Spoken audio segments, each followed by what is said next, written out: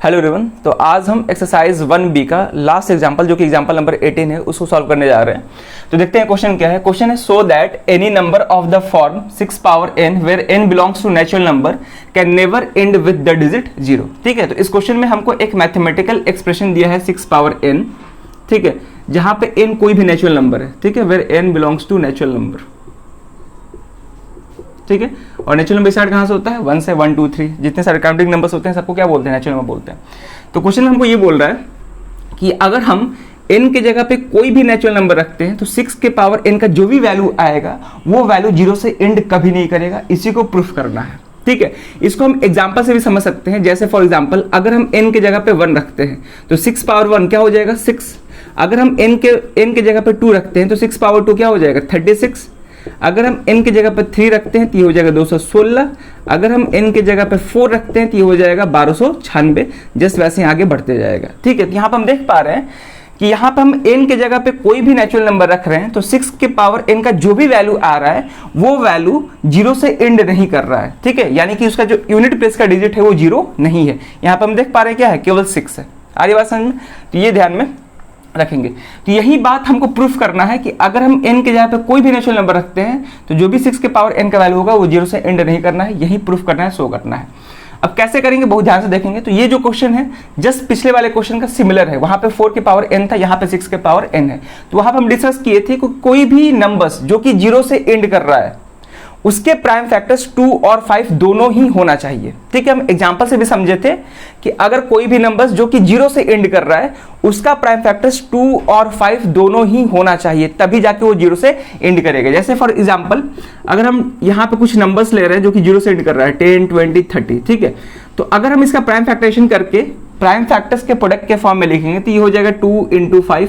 अगर इसका करेंगे तो इसको 20 को 2 × 10 ले सकते हैं, ये हो जाएगा 2 × और 10 को फर्दर 2 × 5 ले सकते हैं। जस्ट वैसे ही 30 को 3 × 10 ले सकते हैं, तो 3 × 10 को फर्दर 2 × 5 ले सकते हैं। इन सब के प्राइम फैक्टराइजेशन में एक चीज कॉमन है। क्या कॉमन है? कि इसके प्राइम फैक्टर्स 2 और 5 है, ठीक है। सारे नंबर्स के प्राइम फैक्टर्स क्या है? 2 और 5 है, ठीक है। तो इस बात को ध्यान में रखेंगे कि जो भी नंबर 0 से एंड करता है उसके प्राइम फैक्टर्स 2 और 5 होता ही होता है, ठीक है। अब ध्यान से देखेंगे तो इसको कैसे सॉल्व करेंगे। यहां पे हम क्या करने जा रहे हैं कि यहां पे जो भी नंबर्स दिया है क्या है? 6 की पावर n। तो यहां पे हम 6 का प्राइम फैक्टराइजेशन करेंगे, ठीक है। तो जब 6 का प्राइम फैक्टराइजेशन करेंगे, अगर हम 6 का प्राइम फैक्टराइजेशन करेंगे तो ये हो जाएगा 2 × 3, ठीक है, 2 × 3। यानी कि इसके प्राइम फैक्टर्स क्या है? 2 और 3 आया। अब हम 6 का कोई भी पावर ले लें, 6 का कोई भी पावर ले लें, प्राइम फैक्टर्स चेंज नहीं करेगा। प्राइम फैक्टर्स 2 और 3 ही रहेगा। 6 की पावर 1 हो या फिर 6 की पावर 2 हो 3 हो, कुछ भी हो, प्राइम फैक्टर्स तो सेम ही रहेंगे। प्राइम फैक्टर्स के एक्सपोनेंट पावर चेंज हो सकते हैं लेकिन प्राइम फैक्टर्स चेंज नहीं होते हैं। एग्जांपल से भी समझ सकते हैं। जैसे यहाँ पे पावर 1 है तो इन सब का भी पावर 1 ही होगा। अगर 6 का पावर 2 होता है तो होता है 2 × 3 का पावर 2 और 2 दोनों पे आ जाता है, यानी कि 2 का पावर 2 × 3 का पावर 2। तो प्राइम फैक्टर्स 2 और 3 ही है, केवल एक्सपोनेंट चेंज कर रहा है, पावर चेंज कर रहा है। आ रही बात समझ में? ठीक है। तो यहां पर हम देख पा रहे हैं कि जब 6 का प्राइम फैक्टरेशन किए तो इसके प्राइम फैक्टर्स केवल 2 और 3 आया, जबकि 0 से एंड करने के लिए क्या क्या प्राइम फैक्टर्स होना चाहिए? 2 और 5 दोनों होना चाहिए। 2 और 5 के अलावा दूसरा भी नंबर्स हो सकते हैं, दूसरा भी प्राइम फैक्टर्स हो सकते हैं, लेकिन 2 और 5 होना ही चाहिए, तब जाके वो नंबर 0 से एंड करेगा। तो यहाँ पे 6 के प्राइम फैक्टर्स 2 और 3 है, 5 नहीं है, इसीलिए 0 से एंड नहीं करेगा। आ रही बात समझ में? अब इसको कैसे लिखेंगे वर्ड्स में, बहुत ध्यान से देखेंगे। यहाँ पे यहां पर हम क्या करेंगे कि 6 का केवल प्राइम फैक्टरेशन करके दिखा देंगे, ठीक है। यहां पर हम क्या करेंगे? 6 का प्राइम फैक्टरेशन करेंगे। तो 6 का प्राइम फैक्टरेशन करेंगे तो ये हो जाएगा 2 × 3।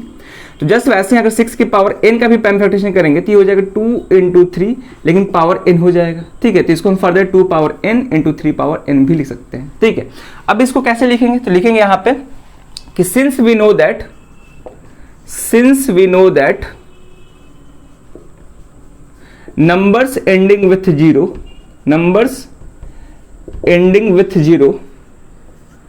since we know that numbers ending with 0 has 2 and 5 both as a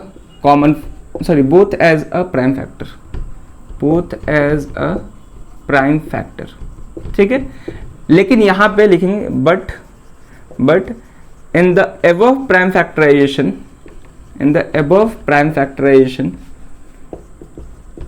in the above prime factorization of 6 there is only 2 and 3 as a common factor। ठीक है, तो 6 का कॉमन फैक्टर क्या है, सॉरी प्राइम फैक्टर क्या है, common बोल रहे हैं, कॉमन नहीं होगा प्राइम होगा। ठीक है, तो 6 के प्राइम फैक्टर्स क्या है, 2 और 3 है। ठीक है, तो 5 मिसिंग है इसीलिए 0 से एंड नहीं करेगा, तो लिखेंगे therefore 6 power n can never and with digit 0। ठीक है, वेयर n बिलोंग्स टू कोई भी नेचुरल नंबर।